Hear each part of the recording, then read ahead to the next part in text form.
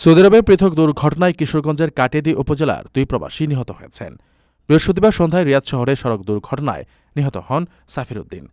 এর আগে বুধবার সকালে মক্কা নগরীতে পাঁচতলা ভবনের ছাদ থেকে পড়ে প্রাণ হারিয়েছেন হৃদয় নামে এক যুবক। নিহত সাফির উদ্দিন কাটিয়াদী উপজেলার বনগ্রাম ইউনিয়নের মৃত রইসুদ্দিনের ছেলে, আর হৃদয় মিয়া একই উপজেলার লোহাজুরি ইউনিয়নের জামাল মিয়ার একমাত্র সন্তান। সাফিরের আত্মীয় দিদারুল আলম রাসেল জানান, সংসারের সচ্ছলতা ফেরাতে প্রায় 20 বছর আগে সাফির উদ্দিন সৌদি আরবে পাড়ি জমান। সেখানে তিনি শ্রমিক হিসেবে কর্মরত ছিলেন। বৃহস্পতিবার মসজিদে ইফতার শেষে বাসায় ফেরার পথে পেছন থেকে একটি লরি তাকে ধাক্কা দিলে তিনি সড়কে লুটিয়ে পড়েন। ঘটনাস্থলেই তার মৃত্যু হয়। পরে তার রুমমেট মোবাইল ফোনে দুর্ঘটনার সংবাদটি বাড়িতে জানান। অন্যদিকে নিহত হৃদয় মিয়ার মামা মনির ফরাজি জানান, 1 বছর আগে হৃদয় দেশ ছেড়ে যান।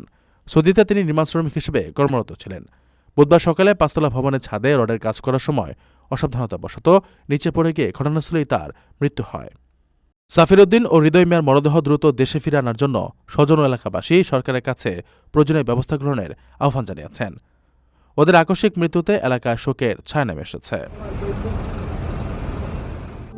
প্রবাসীদের জন্য নির্মাণ হচ্ছে দেশের প্রথম স্মার্ট সিটি, যেখানে থাকছে স্কুল, মসজিদ, হাসপাতাল, সুইমিং পুল, হেলিপ্যাড, পাঠাগার, জিম, সুপারমার্কেট, শিশু পার্ক সহ সকল নাগরিক সুবিধা। মাত্র 30 লাখ টাকা বিনিয়োগে মিলছে আকর্ষণীয় ফ্ল্যাট। প্লাটিনাম ইনভেস্টরদের জন্য ঢাকা বিমানবন্দরে ভিআইপি প্রোটোকল সুবিধা। বিস্তারিত জানতে যোগাযোগ করুন স্ক্রিনে দেয়া হোয়াটসঅ্যাপ অথবা ইমো নাম্বারে।